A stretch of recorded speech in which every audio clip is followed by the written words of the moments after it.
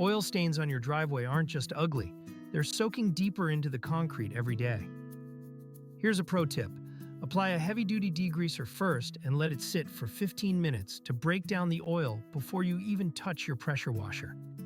The key to oil removal is using 2,000 to 3,000 psi with a heated detergent mixture, working in circular motions to lift the stain from the pores of the concrete. Safety first, always wear protective eyewear and gloves when handling degreasers.